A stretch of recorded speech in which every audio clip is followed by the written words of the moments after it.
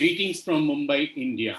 At the outset, I thank Dr. Jaman Sheikh, Dr. Javed Akram, my friends from Pakistan, my chairpersons, Dr. Hakim Ali and Dr. Somia, for giving me the honor and opportunity to share my thoughts, views, concepts, and passion.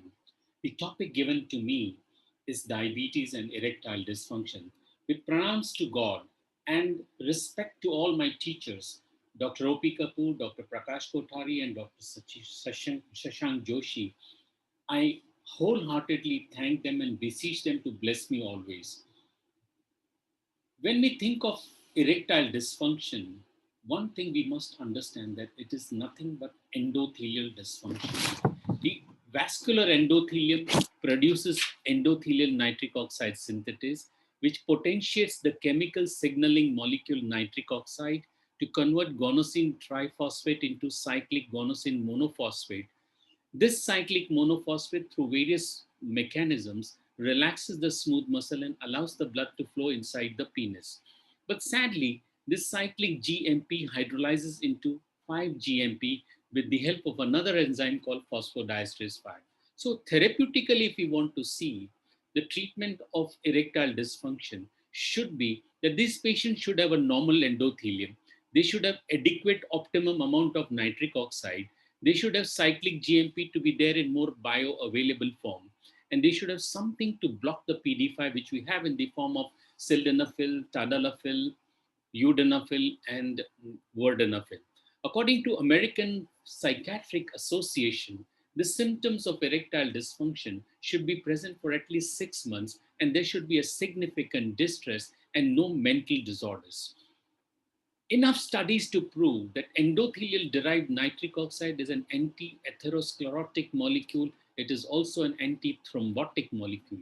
Friends, diabetes is the sexual health tsunami of our century. The pathophysiology is multifold. It's advanced glycated end products which are elevated, impaired nitric oxide synthesis, upregulation of RhoA, Rho kinase, autonomic neuropathy, impaired cyclic GMP. India and China are having the maximum cases of diabetes. The percentage of is about 9.1% in India. It has increased to 9.9 in China. So India and China are almost the diabetes capital of the world. I call it Chindia are the diabetes capital of the world. Erectile dysfunction is the commonest complication of diabetes in men. So Chindia are the erectile dysfunction capital of the world. Both type 1 and type 2 patients have increased risk of diabetes. In Massachusetts male aging study, it was observed that erectile dysfunction was present in three folds than in patients who do not have diabetes. The cause of erectile dysfunction that it is psychogenic, vasculogenic, neurogenic, hormonogenic, drug-induced, and genetic. They found on chromosome 6 a SIM1 loci, which significantly was associated with the risk of erectile dysfunction. To understand the molecular basis of diabetes associated ED, that there is a turning off of genes which is involved in calcium channeling called RhoA, Rho kinase, which is turned on in diabetic, and this produces vasoconstrictions. The apoptosis is responsible for diabetes induced erectile dysfunction. And the presence, the decreased expression of anti apoptosis BCL2 gene in the cavernous tissue has been studied. How do we manage erectile dysfunction? We need to rule out the psychogenic causes. If the patient is less than 40 years and if he's getting morning erection and if the symptoms are sudden or acutely, these patients have psychogenic erectile dysfunctions. They do not need any medications. They do not have any organic disease. They do not need PD5 inhibitors. All they need is counseling. We have two validated questionnaires, IIEF 15 and SHIM5, which are very good. We use it in day-to-day practice, and it's also good for research. The strategies to manage are, we need to advise them on diet, smoking, exercise, high control of hypertension, high control of lipids, eye and feet to be examined every time when they come, put them on guardian drugs. Oral hygiene has to be studied. We work them up for heart, and we also give them some treatments. We also give 50 milligram of sildenafil in patients who come to us as an office sildenafil test and see if they get aroused within 1 hour or 2 hours. So they get erections. It's psychogenic. We also give intracavernous injections of papaverine to rule out the same cause. Additional hormonal tests we do sonography of the scrotum, we do PSA, we do digital rectal examination, also a novel gadget which is there, it's Regiscan. We do it in our day-to-day practice.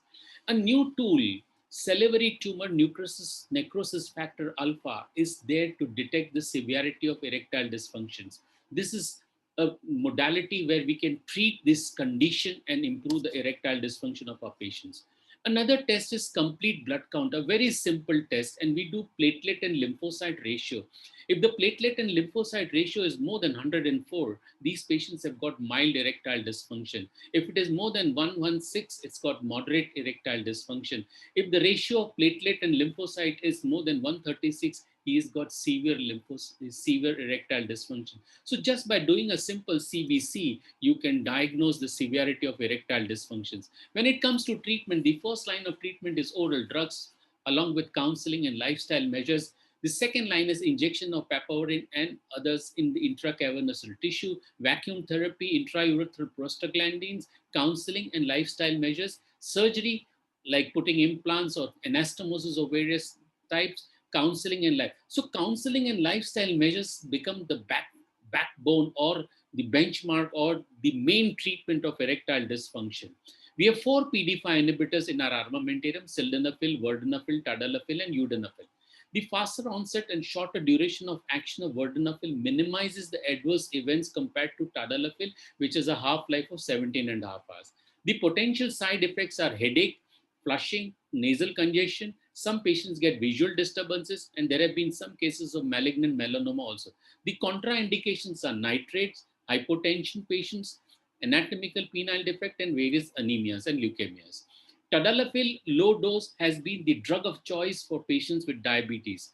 Enough studies to prove that 12 weeks of treatment with tadalafil, with whatever be the HbA1c levels above 9, etc., even with hypertension or prostatic hypertrophy, or even with dyslipidemia, they all showed improvement in sexual functions. There is a low intensity extracorporeal shockwave therapy which is also used. Platelet rich plasma therapy is also given, but this is very good for mild to moderate erectile dysfunction patients. We have a lot of new molecular targets like platelet microparticles, myeloperoxidase, hemoxygenase 1, sonic hedgehog, galanin, VEGF, and soluble GCA activators and stimulators, Rho kinase inhibitors, melanocortin receptors, stem cell, gene cell, and nanoparticles. All these are in pipeline. But for every diabetic, I feel metformin is a fantastic drug. It improves the endothelial dysfunction. Newer drugs like SGLT2 inhibitors, due to their class effects, combined with metformin, give them physiological erections. If you give these two drugs and control their hyperglycemia, hypertension, dyslipidemia, these patients don't require PDE5 inhibitors. A new syndrome called buried pendris syndrome can be treated with 1 gram of metformin, sesame seed oil, and L-arginine gel. In 24 weeks, these patients improve. What is the take home message from all this? Take a detailed history. Also take a history of relationship issues. The 2018 revision of process of care of model management of erectile dysfunction says that counseling and lifestyle measures should be the first line of therapy, which is being in patients, whether it is male or female, in both female sexual dysfunction and diabetes also. Lifestyle should be your religion. You may be Hindu, Muslim, Sikh, whatever, but make lifestyle as your religion and medicine. Diet, it has to be vegan diet, exercise 150 minutes per week, adequate sleep, medication, avoiding smoking and alcohol, reduce stress, etc. We have 4 PDE5 inhibitors, but they do not increase the desire. So we need to give something to our patients for desire, which is the foundation of sexual response. And 30 to 40% patients who are non-responders to PDE5 inhibitors, then we can give them testosterone in low dose in a short course therapy, which improves the efficacy of PDE5 inhibitors. But we need to give it to, with caution. We don't have to give it to younger patients because they can get azoospermia. We can't give it to patients who have morbid conditions of heart. They can precipitate heart failure or prostatic issues.